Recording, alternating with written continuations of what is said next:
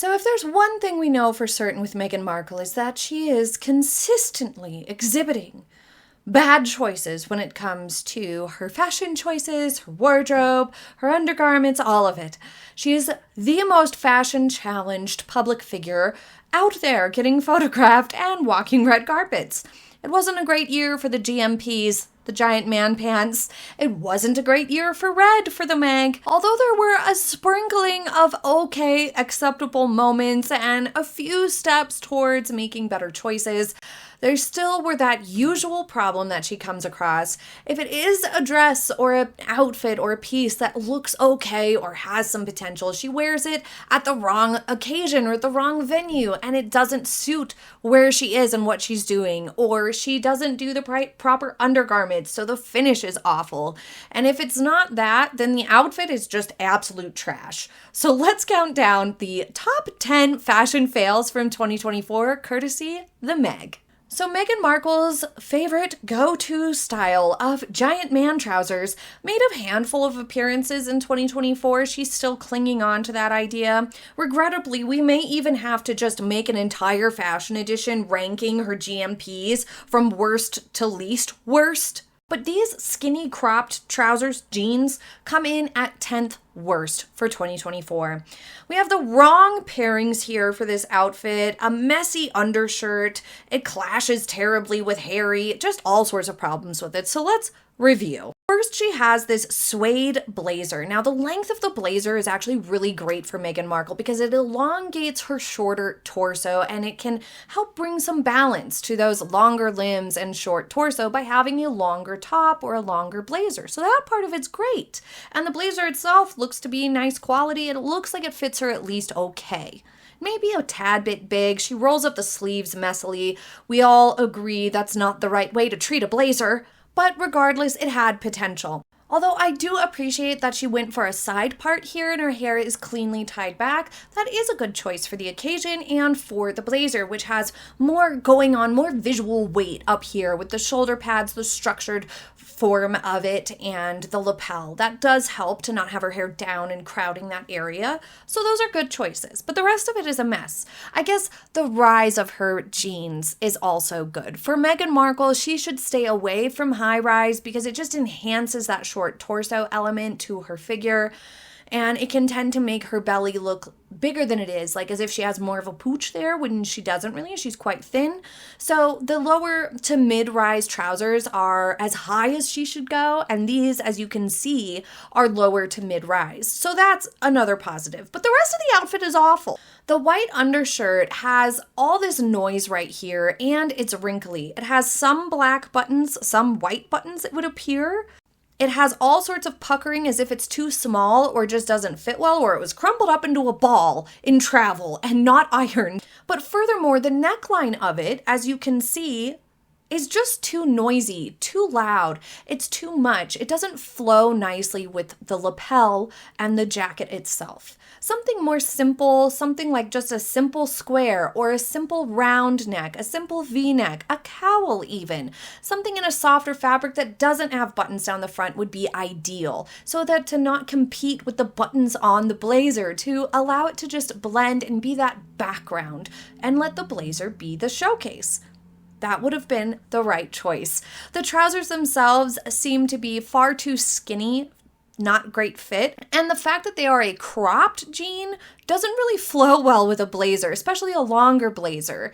By doing that, she then made her legs look way shorter. She would have achieved balance had she worn regular, full-length, straight leg trousers. She would have gotten balance to her figure with that blazer. But because she went for a cropped trouser, it didn't work. As a general rule of thumb, unless you have some really out of whack proportions, which most people wouldn't need this extreme of an approach, in general, if you're doing cropped pants or like a midi skirt, you would want to stick with a normal length or cropped blazer. If you're doing a normal to long blazer length, like she is here, this slightly longer hemline to the blazer, then you definitely want to stick with full length trousers or skirts, maxis. all the way down to the shoe, because otherwise it's going to throw things off and make the leg portion look way out of proportionally short. So she screwed up the efforts that she had started with, the potential that she could have had with this. And lastly, these are one of the worst pairs of flats ever. The nude shade of these flats is sort of peachy, which clashes with the jacket and just doesn't look quite right. It's not like a close enough nude for her. So that combined with the black, and then you have the white, and then you have the sort of dark, deep camel taupe-ish blazer, it just, none of it flows well together at all. I will say the black toe helps to make her feet not look quite as long, but the cropped pants are making her feet area look even longer. So she kind of had the right idea in some ways, but then ruined it with other choices. Had she gone for full length, straight leg or cigarette trousers, this outfit would have been a lot better, even with the tragic shirt and not so great flats. It would have been a lot better, because at least the proportions would have fully been balanced. Additionally, it clashes with Harry's olive trousers or jeans. And then he's got this baby blue shirt, a different shade to his belt and shoes. So together, they look bad. They don't look like they flow. They look like they're going to two separate events. And the only thing they have in common is wrinkles. It just doesn't look nice together. Honestly, the olive of his pants next to the color of her blazer are bringing like gross vibes. Just not pleasant colors together. It's not good. The cropped length of the trousers combined with the shoe choice are also really grabbing the eye. That becomes the focal point of this outfit for some reason, which you generally wouldn't want. So many things could have improved it, but let's see what we have at number 9. In Colombia, Meghan Markle made the horrible choice to wear a black strapless bra underneath this white sleeveless shirt. It was insane. This was another outfit that had great potential and was completely ruined with her choices. This was another nightmare boob scenario where you ruin an outfit with your bad bra or your bad bust line. You ruin it somehow just because of what you do with the bust area. Why? What is happening? It's so ridiculous. It maketh no sense whatsoever. For a woman in her 40s, she should know way better than to wear a black bra under a white shirt. Little known trick a lot of people don't know is that red and some pinks can be just as nude under white as actual nude. But if you're going for nude, it needs to really match your skin tone closely to come through as nude. Reds, pinks, even light pinks tend to work quite well under white. Little trick. But anyway, moving on. The pencil skirt silhouette is actually a great option for the Meg. It allows her to blend her shorter torso and lanky limbs. The below the knee length brings balance to her proportions. It doesn't exaggerate her boxy torso when it's paired with the right top. Pencil skirts even help to prevent her broad shoulders from becoming the focal point with, in this case, a patterned or a bright skirt is going to allow the skirt to be the highlight of the outfit and catch the eye and become the focal point, and everything else can just blend nicely. But when you do dumb stuff like the Meg does here, you ruin it all. Worse, this was at a women's empowerment panel. How are you going to come out there and try to be taken seriously on a women's empowerment panel while your bra is showing through your shirt? It just undermines the messaging in every way. I have to say, next is a difficult choice between the cutout dresses that she wore in Colombia and Nigeria, one to a volleyball event where there were children, and the other to a welcoming event in Colombia where she was meeting the vice president of Colombia.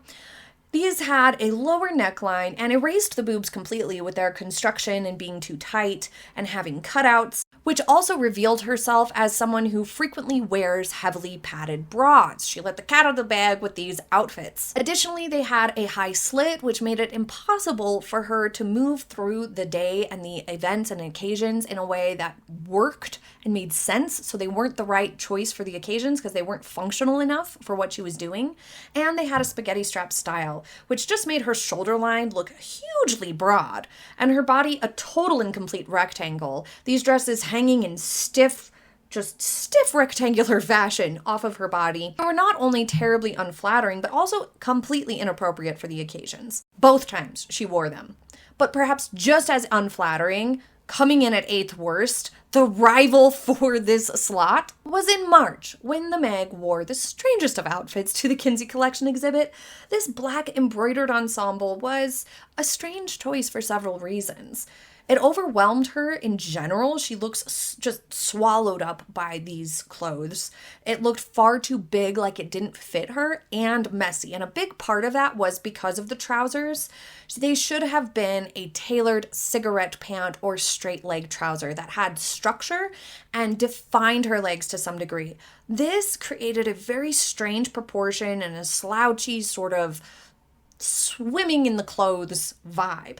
Now, the longer hemline to the coat capelet thing is a good thing, as we've discussed. It helps to elongate the torso and blend that shorter torso and whatnot, but it has to be paired up with the right pair of trousers to work properly. The flats also made her feet look too big, and the way that this all was hemmed just didn't work.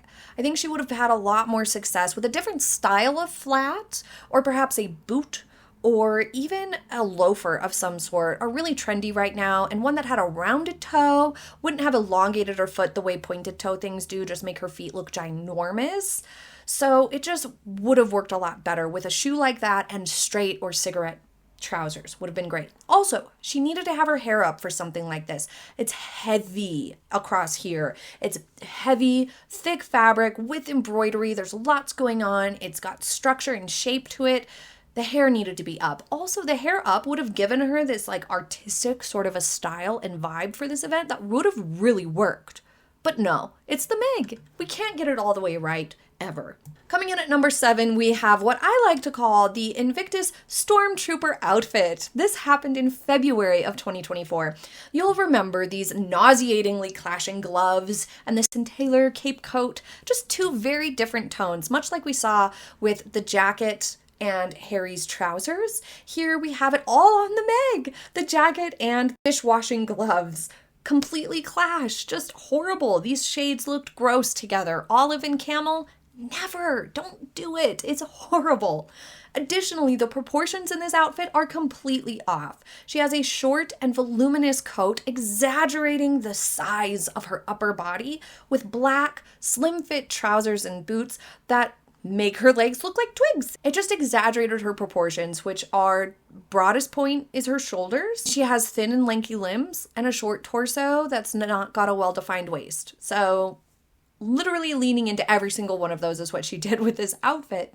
You would want to do almost the exact opposite in every way to balance her proportions. You would want a black top instead of black trousers and the color or the lighter shade in the trousers. You would want a little bit more volume in the trousers rather than in the top to create balance, you know? It's a thing. It helps things just look nicer and better to the eye. In these pictures, she looks like she has a hugely wide upper body and tiny little twig legs. It did nothing for her. Plus, it was over the top and far too fancy for the occasion. A cozy jumper would have been perfect, or, shock, an Invictus vest would have been the best choice for this day. At 6th worst fashion choice of 2024, we have the South by Southwest Maxi skirton button down that sent pajama vibes to everyone. Not only did it not match well enough the top and skirt to really come across as a together piece, but it didn't fit her well at all. Her hands were being eaten by the sleeves, which I sympathize with. I have short arms, but Meghan has long arms, so she clearly bought a size too big or just didn't care enough to make it fit properly. There's all sorts of tricks to make your sleeves fit, and she did none of them. It just looked like it was swallowing her up. The skirt also was far too long with her huge pointed toe shoes poking out from beneath it, making her feet look ginormous, far too big for her frame. It was just horrible. The shirt being tucked into this slinky skirt also left visible bumps and lumps throughout the crotch and lap region that just didn't look great. It's just not, you wouldn't want to do that. You would want to avoid that if you're going to be on stage and get a smooth finish. The only way to really prevent this from happening, if you're stuck and hell-bent on wearing a button-down shirt with a maxi skirt in this type of fabric, would be to wear tights, pantyhose, whatever you call them, nylons. And actually, I know it sounds bizarre, but you would have to tuck the shirt into those nylons because that will control the shirt and prevent it from sticking to the skirt and creating that line between your legs that we saw the Meg have. And then you would want to wear a slip as well. In addition, either a full slip or just a skirt slip, because otherwise there's no way to make this work. But that is the trick. Overall, this outfit was extremely sloppy and messy, and it also gave sort of casual vibes because it was so big and messy. This oversized top and the too long skirt and lacking a smooth finish at all, it just didn't work for the venue and for the occasion. The icing on the cake, we had the messy hair down, swallowing everything up, making it all look all the more messy and crowded. Are you doing okay? We're halfway there. In another case of wearing pajama vibes on stage, the Meg wore these brown, silky trousers that looked like lounge pants with a matte brown button-down, which fit her better than the South by Southwest button-down did, of course, but the browns didn't match quite well enough to really work as I think she intended them to. But most disturbingly, though, notoriously, infamously, it was a terrible lapse in judgment wearing silk in this situation. Anything silky, satiny, luscious fabrics like that are so fun to wear, so comfortable.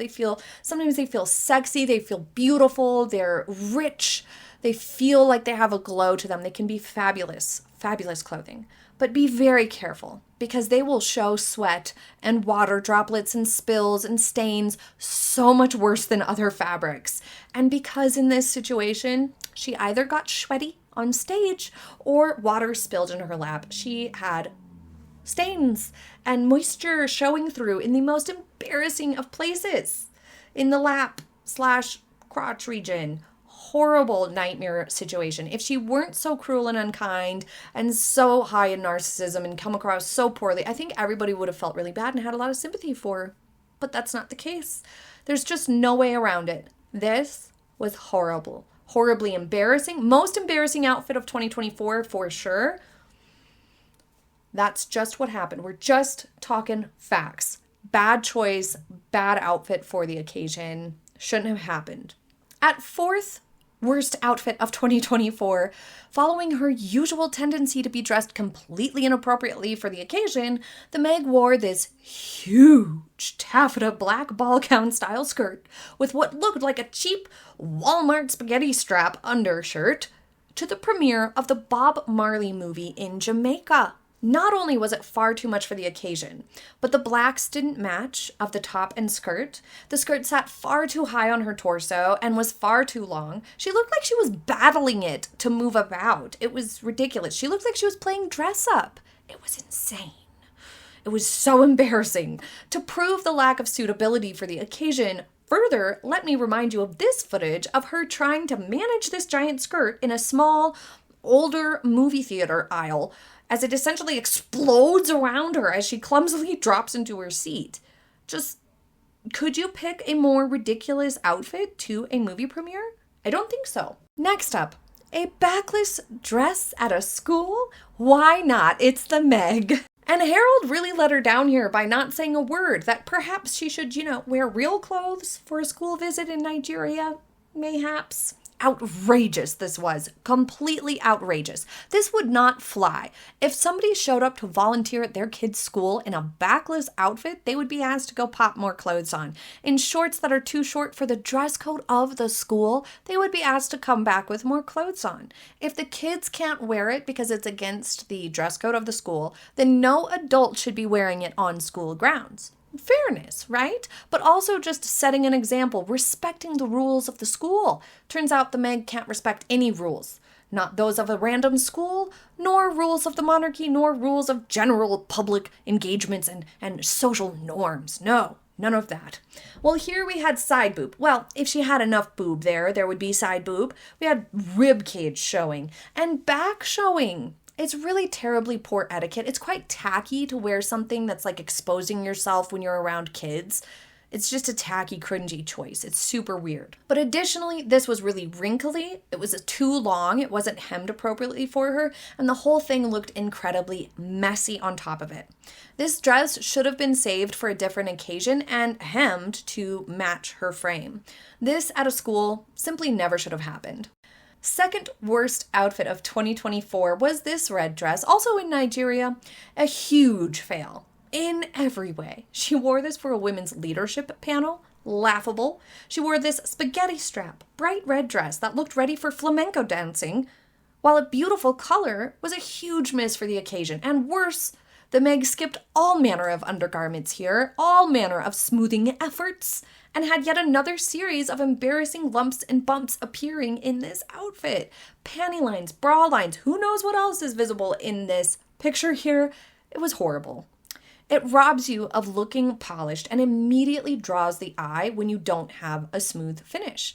Now, this is easily avoided by wearing the proper undergarments, but say you're in a bind and you don't have access to them for whatever reason, something that's solid in color like this is going to show those things and catch the eye so much more than something that's patterned and or textured. So if you have a dress or a skirt or an outfit that has a lot of patterns and a lot going on, it's going to camouflage a lot of these types of things. Undergarment layers are a must, especially in a situation like this. This is another one of those occasions where Harry and or Meghan, in this instance Meghan, put themselves into a situation where they really don't have much business being in anyway, and then they execute poorly and they don't back themselves up to make sure it's at least as good as you can do. You know, they're not reaching their potential. Self-sabotage. Duke and Duchess of self-sabotage. I'm telling you, that's what 2025's new nicknames for the Sussexes needs to be, because it's proven at this point that is what they are all about. You knew it. I knew it. We all knew it. Number one worst fashion fail, biggest fashion fail of 2024 for Meghan Markle was the return of nightmare boobs. Bringing this beastly dress back out into the public view was the last thing any of us wanted in 2024, but that's exactly what she did. That's what she got us. And you know the problems. We all know the problems. The bust looks like inverted nipples.